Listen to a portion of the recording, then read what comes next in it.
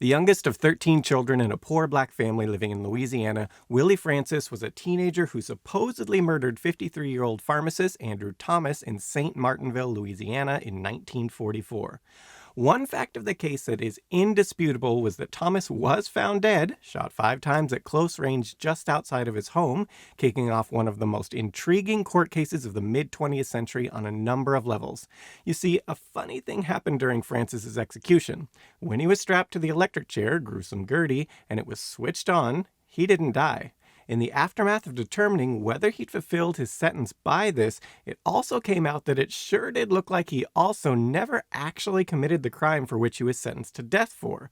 What followed was a year-long battle for the young man's life. Here now is the tale of Willie Francis, the teenager who was executed twice for a crime he most likely did not commit. We'll begin today by discussing the first time the then 17-year-old Francis found himself in the electric chair on May the 3rd, 1946. While being escorted to this execution attempt, Francis stated that the deputy told him, "Don't worry, Willie, it won't hurt you very much. You won't even feel it." To which Francis stated he thought, "I wasn't worried at all whether it would hurt me. I was more worried about the fact that it was going to kill me." But as it turns out, as noted, the chair was improperly set up as the two in charge of setting it up, Captain Effie Foster and an inmate who was also an electrician, Vincent Venezia, were drunk at the time. And so it was that when the switch was flipped to kill the teenager, rather than this happening, he simply started jerking around violently in the chair.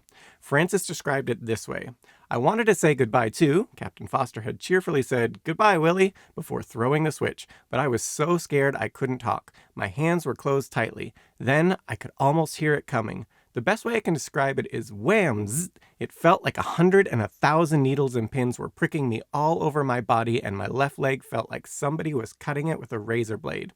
I could feel my arms jumping at my sides, and I guess my whole body must have jumped straight out. I couldn't stop the jumping. If it was tickling, it was sure a funny kind. He had been told it would tickle and then he'd die. I thought for a minute I was going to knock the chair over, then I was all right. I thought I was dead, then they did it again. The same feeling all over. I heard voices say, 'Give me some more juice down there,' and in a little while somebody yelled, 'I'm giving you all I got now.' I think I must have hollered for them to stop. They said I said, 'Take it off, take it off.' I know that was certainly what I wanted them to do, turn it off. Finally, when it was clear the electric chair wasn't going to kill him, they removed Francis from it and took him for examination by the witnessing coroner, Dr. Young. Upon being removed, one of the drunk executioners, Captain Foster, yelled at him, 'I missed you this time, but I'll get you next time if I have to use an iron bar.' Now you might think they'd simply fix the problem with the chair and carry out his execution again straight away, as Foster had suggested. Indeed, this was what was initially planned. The problem was that Francis's father, Frederick Francis, unhappy with the legal representation his son had received in his trial, approached a lawyer, one Bertrand de Blanc, who had been a good friend of Andrew Thomas before Francis had supposedly murdered him. Frederick Francis had no money to pay de Blanc, but offered to work for him as a form of payment, something de Blanc politely refused, but agreed to take the case. In the end, he did get some vegetables from Frederick Francis's garden for his over year-long fight for Francis's life. Noteworthy, de Blanc was also later helped by attorneys from the NAACP and a judge, J. Scully Wright. When de Blanc took on the case, he initially did so not because he thought Francis was innocent, but because he felt, to quote him, "It's not humane to make a man go to the chair twice. The state fell down on its job. It made Willie suffer the torture of facing death without completing it. My few critics will soon be dead and buried, but the principles involved in this case of freedom from fear of cruel and unusual punishment and that of due process and double jeopardy will live as long as the American flag waves on this continent." Noteworthy as a counter-argument to de Blanc's argument that it was cruel to make a man go through the electric chair experience twice, the aforementioned Captain Foster stated that Francis hadn't suffered any physical harm because, to quote him, "There was a shortage, a little wire was loose and the current went back into the ground instead of going into the teen." However, Dr. Young, the coroner overseeing the execution, stated that Francis had jerked around so violently when they flipped the switch that despite being strapped securely to the chair, he moved the 300-pound chair several times while the electricity was flowing. In the end, however, de Blanc's views on Francis's guilt quickly changed as he began looking into the case in detail and was appalled by what he found. Willie Francis was not initially arrested for the murder of Andrew Thomas. Rather, the police arrested the then 16-year-old 150 miles away from where the murder took place for unrelated reasons. Francis was traveling at the time, visiting one of his sisters.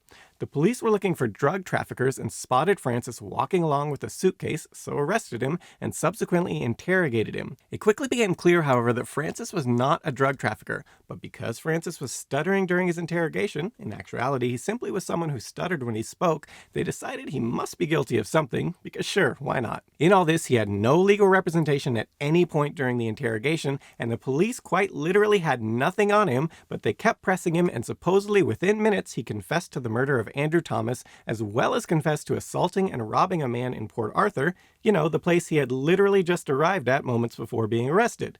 Francis then wrote and signed the following confession concerning his murder of Andrew Thomas. I, Willie Francis, now 16 years old, I stole the gun from Mr. Agais, the deputy, Auguste Fuselier, at St. Martinville, Louisiana, and killed Andrew Thomas November the 9th, 1944, or about that time at St. Martinville, Louisiana. It was a secret about me and him. I took a black purse with card in it, $4 in it. I also took a watch on him and sell it in New Iberia, Louisiana.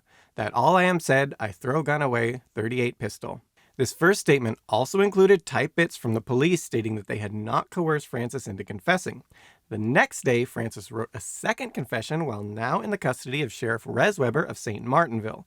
This one not including any bit about not being coerced, but fixing the date to be the correct morning of the murder and adding concrete details to more precisely fit the crime, though still leaving a lot of unanswered questions. Yes, Willie Francis confessed that he killed Andrew Thomas on November the 8th, 1944.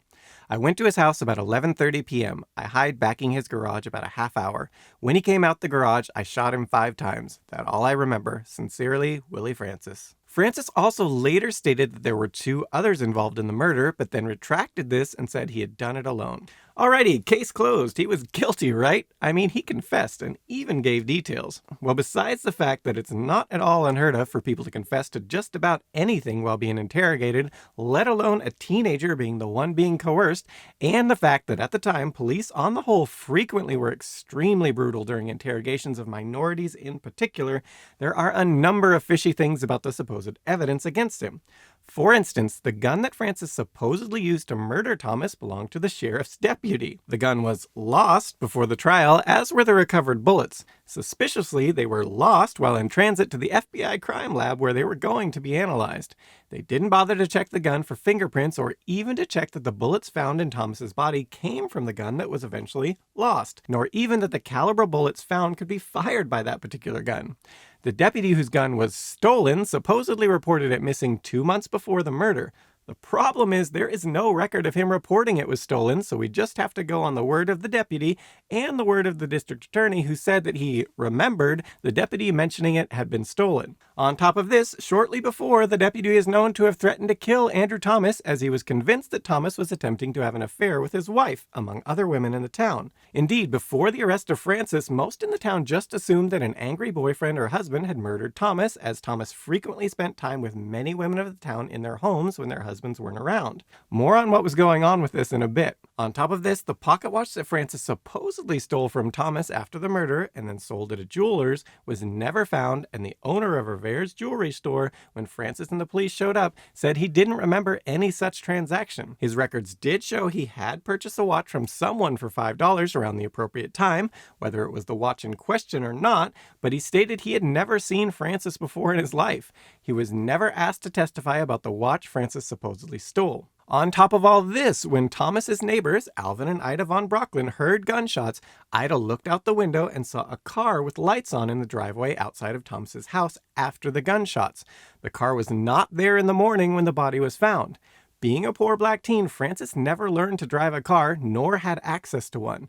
This evidence didn't come out until after the first execution attempt. On top of all this, Thomas was hit with 5 shots from a 6-shooter, including 2 in the side, 2 in the back, and 1 in the head. all in rapid fire according to the Brocklins. This would seem to indicate that the shooter was an excellent marksman, or at least well familiar with the particular weapon used, something that it is unlikely Francis was, having never owned or shot a gun before supposedly stealing the deputy's gun. So how did Francis get convicted given the lack of evidence other than his confession? Well, if you're already a little peeved at the system, prepare to get more so. The two public defenders assigned to Francis, James Ranlett Parkinson and Otto J. Mestayer, tried to get the judge to throw out Francis's not guilty plea and instead submit one of guilty for their client, which would have guaranteed the death penalty under Louisiana state law at the time. Anyone who pled guilty of murder automatically got the death penalty. Not only very much trying to get their client, who they were supposed to be defended, found guilty, they did not bother to try to get a change in venue, even though the arrest of Francis had been widely talked about in the town for over a month, with many thinking Francis was guilty, while others were convinced that he was being set up. Francis was well known around town, working odd jobs for numerous people, and many of those who knew him described him as having a very kind and gentle disposition, with his only major flaw being he was a bit of a prankster.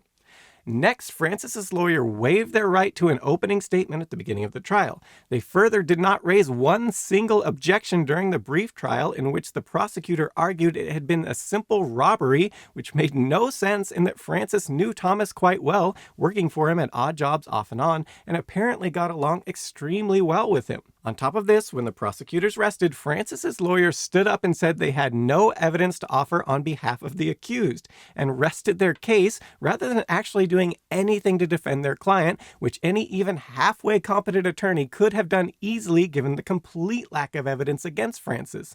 The one thing they did do, according to the trial minutes, was to make a few closing remarks, though these remarks were not recorded, but given the rest of their work, we can only assume was something along the lines of, "Our client is definitely guilty, you guys." After that, it was just a matter of the 12 white jurors, many of which had known and liked Andrew Thomas, finding Francis guilty and sentencing him to death. So now fast forward back to after the first execution attempt. DeBlanc did not initially try to argue the results of Francis's trial or anything about how it was conducted, which probably would have been a dead end at the time, at least in terms of getting Francis' second execution date moved back in time. Rather, he argued that Francis' sentence had already been carried out and it would constitute cruel and unusual punishment to carry it out a second time. Because this did not contest Francis' guilt or bring up race or anything of the sort, DeBlanc was able to get a stay of execution in the few days he had to work with before the set execution date. Over the next year, he appealed the argument all the way up to the Supreme Court, during which time the story became a national sensation, with the general public mostly seeming to support letting Francis off, or at least simply giving him a life sentence rather than executing him again, either because they felt it was inhumane to make a person go through an execution twice, or because they believed the young man was innocent. Initially, the Supreme Court was heavily against DeBlanc's argument, 7-2, but one of the justices, Harold Burton, managed to convince two others, Justice Frank Murphy and Justice William O. Douglas, to change their vote, stating, "How many deliberate and intentional reapplications of electric current does it take to produce a cruel, unusual, and unconstitutional punishment? If 5 attempts would be cruel and unusual, it would be difficult to draw the line between 2, 3, 4, and 5. The vote now stood 5-4 against Francis, but just barely, in that one of the justices, Felix Frankfurter, from a moral standpoint sided with Francis, but from a legal perspective couldn't bring himself to vote in his favor. Frankfurter wrote to Burton of his decision, stating, "I am sorry that I cannot go with you, but I am weeping no tears that you are expressing a dissent." So in the end, the day after his 18th birthday, they ruled against Francis 5-4. However, Justice Frankfurter was so distraught over the issue that despite him ruling against Francis, he enlisted the aid of a friend in Louisiana who was also an attorney on friendly terms with the Louisiana governor, Jimmy Davis, to try to convince the governor to commute Francis's sentence to life imprisonment. The attempt failed. While many lawyers would have conceded defeat after losing their case in front of the Supreme Court, DeBlanc had not yet begun to fight. He started again, this time arguing that the trial had been a sham and that new evidence had been unearthed, including the aforementioned stated bit that an eyewitness had seen a car with the lights on outside of the pharmacist's house directly after the shots were fired. With this, he hoped to get Francis a new trial, this time featuring an actual defense. The problem was that the date of the new execution had already been set, and as he had suspected he would when he chose the alternate argument, which he took to the Supreme Court, DeBlanc was having trouble getting that date moved back so he could go through the necessary legal motions to get a new trial. In the end, Francis himself, who had been telling DeBlanc he didn't want a second trial, finally convinced him to drop the matter 2 hours before the scheduled execution, as he stated he didn't want to cause his mother, Louise Francis, any more stress. She had become ill, and extreme stress that year was generally blamed as the cause. DeBlanc honored his request, and on May the 9th, 1947, Francis was again strapped to Gruesome Gertie, this time set up correctly. After being asked if he had any last words, he replied, "Nothing at all," and they flipped the switch, making him the 24th person to die sitting on that horrid chair. Now, it should be noted here, despite the mountain of questionable events that led up to Francis's conviction, some posit that there is a very small possibility that Francis did actually kill Thomas or was involved in some way. They point to the fact that one of Thomas's IDs was supposedly found in Francis's wallet when he was initially interrogated, and the wallet itself was said to have belonged to Thomas. Although it seems fishy that Francis would be carrying that around for several months after supposedly murdering Thomas, the one bit of evidence that could have connected him to the crime. Noteworthy is that this evidence could have easily been planted or simply made up, as no such physical evidence of this was ever presented. Other evidence the "he was guilty" crowd point to is that Francis also supposedly later led police to where he'd thrown the gun away a few blocks from where Thomas's house was. There was no gun there at the time, but a couple months before this, some unknown citizen had supposedly found a gun in that exact spot, and some other unknown citizens supposedly claimed they had found a holster around the same area. In both cases, they supposedly gave these items to the police. But again, there were no witnesses around to corroborate any of this, nor was there any legal representation for Francis at the time. His first chance to even talk to a lawyer didn't come until a month after he was in prison, just 6 days before his capital trial. So again, the hard evidence against Francis is non-existent, and the evidence available sure seems to point that he could not have done it. However, the really odd thing was that throughout the period DeBlanc and the NAACP were fighting for Francis's life, he never took back his confession and seemed to maintain that he had killed Thomas, though never giving any reason why and denying the reasons stated in the court. The one and only instance he seems to have stated he didn't do it is where he wrote on his jail cell wall, "Of course I am not a killer." It has been speculated, especially given the prime alternate suspect being the sheriff's deputy, that Francis might have been protecting his family by keeping his mouth shut. It should also be noted that there is another theory in all this. A potential motive for why Francis may have killed Thomas was proposed after his death, expounding upon his statement of, "It was a secret between him and I." This, however, was not based on any direct evidence, and rather is just based on hearsay. Stella Vincent was a former employee of Thomas's. Her sister, Edith, stated that Stella had told her on her deathbed why she had left the employ of Thomas so abruptly so many years before. She supposedly told Edith that she had walked in on Thomas and Francis in a back room, had witnessed something at the drugstore that had so disturbed her she could not bear to return. And soon after, she moved to Florida. Specifically, she supposedly stated she had witnessed an incident, apparently sexual in nature, between Thomas and Francis. After a while, she heard Thomas yelling and lashing out at the boy, so it has been suggested that perhaps this alleged incident motivated the murder. Others have speculated from this that perhaps Francis had reported the incident to the deputy, who then gave him the gun and helped him murder Thomas, after getting a promise from him that if he was ever caught, he wouldn't mention the deputy's involvement. However, during his time in prison, Francis repeatedly said that he liked Thomas. He described Thomas as a pretty good boss, a swell guy, a very fine fellow, and stated that he didn't have a grudge against him, nor was I after money. Now, as to the lifetime bachelor, Andrew Thomas supposedly being quite the ladies' man around town, causing the deputy to suspect Thomas was messing around with his wife, two of the married ladies Thomas frequently visited, Bae Nassan and Henrietta Duplantis, had a different view. They claimed that Thomas was gay and had no interest in women other than that he enjoyed their company. He further supposedly enjoyed showing them how to use various beauty products he had sold at his shop, which partially explained his visits. However, this is solely based on the word of these two ladies who had their lives, by their account, ruined by the media publishing that Thomas frequently spent time at their houses while their husbands were away. So it's possible they could have made this story up as a cover for their affairs, which would have been all the more scandalous in that period. Or it's possible they were telling the truth, which would have explained Thomas's bachelordom in that day and age and would have been particularly tragic if he'd actually been killed by an angry husband such as the deputy. Whatever the case, just before he died, Francis sent a letter to the Shreveport Sun saying his goodbyes to those who had supported him and finishing with, "To everyone my best farewell wishes I send, and may none reach my dreadful end."